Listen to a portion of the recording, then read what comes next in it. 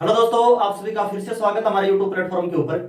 आज अपने कुछ संत संप्रदायों के बारे में, उनकी जो प्रधान पीठ है, यानी कोई भी एक संप्रदाय होगा जैसे, ठीक है, उस संप्रदाय को यानी उसका संस्थापक हो गया, फिर उसकी प्रमुख पीठ कहां पर है। संप्रदाय से प्रश्न वो परीक्षा में, हर परीक्षा में प्रश्न आता है, उसमें भी सीधा सीधा यही पूछते हैं कि इस संप्रदाय की स्थापना वो किसने की, इसकी प्रमुख पीठ है वो कहां पर है। तो सबसे पहले अगर अपने कुछ संत नाम का जो आपके अंदर कॉन्सेप्ट है दिमाग के अंदर, संत होता क्या है। संत का मतलब ये नहीं कि वो सांसारिक जो जीवन है उससे बहुत दूर दूर तक चला गया, उसका मतलब संत नहीं है। ठीक है, संत जो होते हैं उनको ये भी आइडिया होता है कि अगर अपन सांसारिक जीवन में चले गए तो वहां अपन जीतेंगे। जीतेंगे का मतलब ये कि जो अन्य जो आमजन है वो हमसे हार जाएंगे, लेकिन उसके बाद में भी ये सांसारिक जीवन में वो प्रवेश नहीं करते हैं। ठीक है, क्योंकि इन्हें है वो सांसारिक जीवन है वो व्यर्थ लगता है। सांसारिक जीवन व्यर्थ लगने का अर्थ आप उसी से देख सकते हैं, जैसे चूहों की दौड़ में एक चूहे का प्रथम आना। ठीक है, यानी चूहों की दौड़ है उसमें एक चूहे का प्रथम आना, अब जो प्रथम जो आया वो भी तो एक चूहा ही है। तो इसलिए संत जो होते हैं वो सांसारिक जीवन को व्यर्थ मानते हैं एक प्रकार से। अगर बात करें एक संत के अंदर है वो कौन कौन सी विशेषताएं वो होनी चाहिए, तो सबसे पहले है वो संत के अंदर है वो निर्भयता होनी चाहिए। निर्भयता यानी उसे किसी प्रकार का डर भय उसके अंदर नहीं होना चाहिए। उसके बाद में अगर दूसरी विशेषता देखें तो एक संत के अंदर है वो आध्यात्मिकता का होना बहुत जरूरी है। आध्यात्मिकता, आध्यात्मिकता मतलब क्या होगा, ईश्वर में विश्वास। ठीक है, यानी एक संत के अंदर है वो ईश्वर में विश्वास का मतलब आस्तिक होना बहुत जरूरी है। उसके बाद में अगर तीसरी विशेषता अगर अपन देखें तो माया मोह से दूर। माया मोह से दूर यानी अगर आप उनको माया मोह से दूर, अगर आप उनको बहुत सारा सोना भी अगर गिफ्ट करोगे तो भी उनको सोना जो है वो एक कचरे के समान लगेगा। यानी माया मोह से बहुत ज्यादा क्या होते हैं वो दूर होते हैं। आज के जीवन में जो संत है वो मिलने बहुत मुश्किल है आज के समय में, इस युग में। तीसरी जो विशेषता, चौथी जो विशेषता है वो निस्वार्थता। निस्वार्थता यानी उन्हें किसी प्रकार का स्वार्थ हो खुद के जीवन से, यानी ये नहीं कि अगर मैं ये काम करूंगा तो इसमें मेरा, यानी कोई भी स्वार्थ है वो ये इनमें निस्वार्थता का मतलब क्या हो गया कि कोई भी प्रकार का स्वार्थ है वो उसके अंदर निहित नहीं होना चाहिए। यानी जैसे कि कबीरदास जी ने कहा है कि साईं इतना दीजिए जामे कुटुंब समाए, मैं भी भूखा ना रहूं और साधु भी भूखा ना जाए। यानी इनका एक सीधा सा कॉन्सेप्ट ये रहता है कि मुझे इतना ही चाहिए जो मैं मेरे शरीर के लिए खाने पीने के लिए आवश्यक है, और कोई साधु वो भी भूखा नहीं जाए। तो ये कुछ एक विशेषता है वो एक संत के अंदर होनी जरूरी है। यानी संत को देखते ही अपन ये देखते हैं कि जो सांसारिक जीवन से दूर है वही संत है, ऐसा बिल्कुल भी नहीं है। एक संत के अंदर निर्भयता होनी चाहिए, आध्यात्मिकता होनी चाहिए, माया मोह से दूर होना चाहिए, किसी प्रकार का स्वार्थ वो नहीं होना चाहिए। उसके बाद में अगर अपन बात करें कुछ संप्रदायों की, राजस्थान के संदर्भ में देखेंगे, डिटेल से ज्यादा अपने नहीं देखने वाले। तो सबसे पहले यहां मैं लिख रहा हूं संप्रदाय, यहां उसका संस्थापक और यहां उनकी प्रमुख पीठ। प्रमुख पीठ जैसे सबसे पहले अपन लिख रहे हैं जसनाथी संप्रदाय। जसनाथी संप्रदाय, जो संप्रदाय और जो संस्थापक है उनके नाम वो मिलते जुलते से आपको मिलेंगे। जैसा कि जसनाथी जो संप्रदाय है उसका संस्थापक कौन है, जसनाथ जी हैं।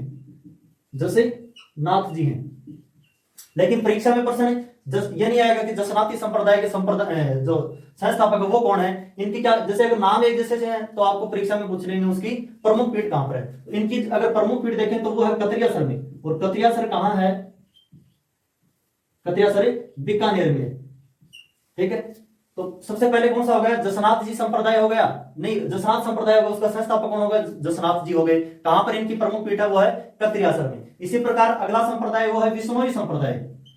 विश्नोई संप्रदाय, विश्नोई संप्रदाय की अगर अपन बात करें तो जाम्बोजी, जाम्बोजी क्या है, इनके संस्थापक हैं। प्रधान पीठ की अगर अपन बात करें, प्रमुख पीठ की अगर अपन बात करें तो वो कहां है, मुकाम में। ठीक है, तो ये कौन सा संप्रदाय हो गया, विश्नोई संप्रदाय होगा। उसके बाद में है दादू संप्रदाय। दादू संप्रदाय की अगर अपन बात करें तो संस्थापक खुद कौन है, दादू दयाल जी हैं। दादू दयाल जी। अगर प्रमुख पीठ की अगर अपन बात करें तो वो है नरेना में। नरेना लिख दो, चाहे कई बार ये नाम भी लिखा आता है नरेना। कहां पर है, जयपुर के अंदर है। इनको विस्तार से अपन आगे की वीडियो में देखेंगे। उसके बाद में निरंजनी संप्रदाय। निरंजनी संप्रदाय, निरंजनी संप्रदाय के अगर अपन संस्थापक की बात करें तो वो कौन है, हरिदास जी हैं। हरिदास जी। अगर प्रमुख पीठ की बात करें वो है गाडा में, और गाडा कहां है, डीडवाना में है। वाणा में। ठीक है, तो ये कौन से संप्रदाय होगा? निरंजनी संप्रदाय होगा। उसके बाद में है चरणदास जी चरणदास जी जिन्होंने चरणदासी संप्रदाय की स्थापना की, तो चरणदासी। ठीक है, चरणदासी जो संप्रदाय उसकी स्थापना किसने की? चरणदास जी ने की, चरणदास जी ने की। बात अगर इनकी प्रमुख पीठ की करें तो वो कहां है? दिल्ली के अंदर। ये प्रश्न वो पिछले जो थर्ड ग्रेड एग्जाम हुई थी उसमें आया था। तो चरणदासी की जो प्रमुख पीठ है वो कहां है? दिल्ली में। यानी परीक्षा में ऐसे पूछ लेंगे कि कौन से संप्रदाय की प्रमुख पीठ है वो राजस्थान से बाहर है, तो देखो दिल्ली और राजस्थान से बाहर हो गया। कौन से संप्रदाय की? चरणदासी की। उसके बाद में लालदासी, लालदासी संप्रदाय। बिल्कुल शॉर्ट में अपन पढ़ रहे हैं, विस्तार से अपन आगे की वीडियो में देखेंगे कभी। लालदासी की अगर बात करें तो स्थापना किसने की? लालदास जी ने की, लालदास जी ने की। इनकी प्रमुख पीठ है वो धौलीदूब, जो कि कहां है? अलवर में स्थित है। ठीक है, तो इनकी प्रमुख पीठ कहां हो गई? अलवर में भी कहां हो गई? धौलीदूब। आगे आप धौलीदूब भी आपको ऑप्शन में वो मिल सकता है।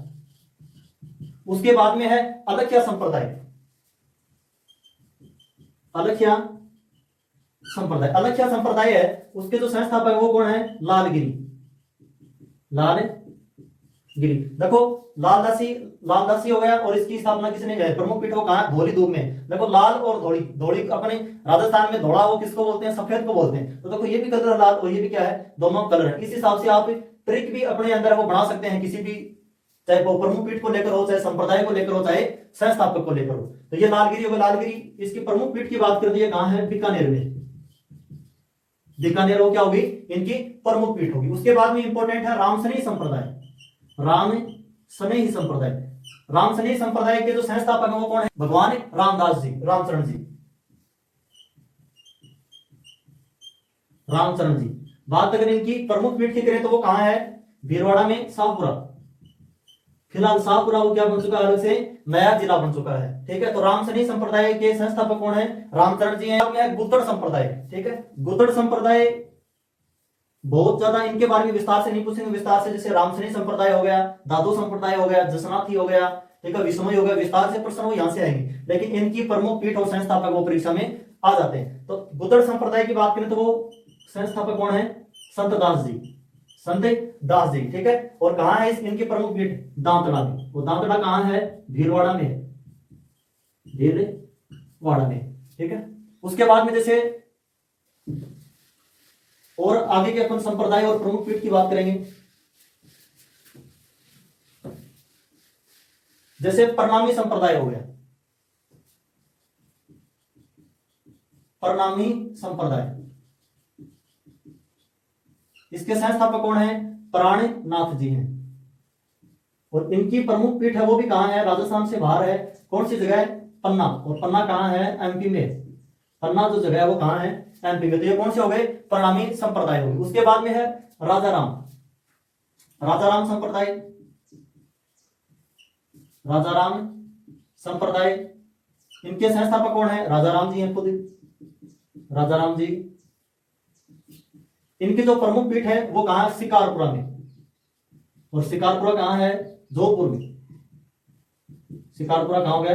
जोधपुर में हो गया। तो ये बात किनकी हो गई? राजाराम जी की होगी। उसके बाद में एक इंपॉर्टेंट है रामानंदी संप्रदाय, रामानंदी संप्रदाय। रामानंद जी क्या इनके संस्थापक हैं। तो इनकी प्रमुख पीठ कहां है? गलता जी में। और गलता जी कहां है? जयपुर में है। गलता जी हो गए जयपुर में। ये इंपॉर्टेंट है रामानंदी संप्रदाय। ठीक है, रामानंद जी खुद क्या इनके संस्थापक हैं। इनकी प्रमुख पीठ वो कहां होगी? गलता जी में होगी। ठीक है, उसके बाद में है नवल संप्रदाय, नवल संप्रदाय। संस्थापक कौन हो गए? नवल दास जी हो गए, नवल दास जी हो गए। इनकी जो प्रमुख पीठ है वो कहां है? जोधपुर में। ठीक है, ये देखने में छोटे संप्रदाय है नवलदास जी, जैसे ये हो गया नवलदासी संप्रदाय, लेकिन परीक्षा में प्रश्न वो कहीं से भी आ सकता है। उसके बाद में इंपॉर्टेंट है निष्कलंकी संप्रदाय। ये वेरी वेरी इंपॉर्टेंट है, निष्कलंकी संप्रदाय, निष्कलंकी संप्रदाय। इनके जो संस्थापक है वो कौन है? संत मावजी। और संत मावजी आपने अच्छी तरीके से पढ़ा राजस्थान जीके के अंदर। इनकी जो प्रमुख पीठ है वो कहां है? बेणेश्वर धाम डूंगरपुर, बेणेश्वर धाम डूंगरपुर। वही बेणेश्वर जहां सोम, माही और जाखम तीनों नदियों का क्या है यहाँ पे संगम है, बेणेश्वर धाम है। ठीक है, और कौन सा गांव है? नवा टापरा गांव है। उसके बाद में रसिक संप्रदाय, रसिक संप्रदाय, रसिक संप्रदाय के अगर अपने संस्थापक की बात करें वो है अगरदास जी, अगरदास जी। देखो रसिक का मतलब क्या होगा? कोई ना कोई रस वाली जगह है, कोई ना कोई रस वाला फल है, और उसको लेने के लिए अपने क्या होते हैं? सबसे आगे होते हैं। अगर का मतलब क्या हो गया? आगे हो गया। ठीक है, और इनके प्रमुख पीठ है वो कहाँ है? रेवासा में। और रेवासा झील आपने पढ़ी होगी, रेवासा कहाँ है? सीकर में। उसके बाद में है निम्बकाचार्य के द्वारा कौन सा संप्रदाय है वो किया गया? निम्बारक संप्रदाय। तो आगे है निम्बारक संप्रदाय, निम्बारक संप्रदाय हो गया, निम्बकाचार्य। और इनकी जो प्रमुख पीठ है वो कहां है? सलेमाबाद में, सलेमाबाद अजमेर। तो ये कुछ है कि संप्रदायों से लेकर जहां से परीक्षा में सीधा सीधा पूछ लेते हैं कि इनकी प्रमुख पीठ कहां है, इस संप्रदाय के संस्थापक कौन है। ठीक है, तो एक सीधा सा प्रश्न है वो आज अपने पढ़ने की कोशिश की है। इसी प्रकार से राजस्थान जीके से संबंधित या करंट जीके से संबंधित जहां से अक्सर परीक्षा में प्रश्न पूछे जाते हैं, उन टॉपिकों को उठाकर इसी प्रकार का एक, इसे अपन कैप्सूल बोल सकते हैं, जिसमें सारी जो भी शॉर्ट चीजें हैं जहां से परीक्षा में आपको प्रश्न जरूर दिखेगा। आप अपने साथियों को भी अपने यूट्यूब चैनल से जोड़ें, अपने टेलीग्राम चैनल से जोड़ें, जो कि दीपेश जागीर झुंझुनू के नाम से है। आप सभी का बहुत बहुत धन्यवाद।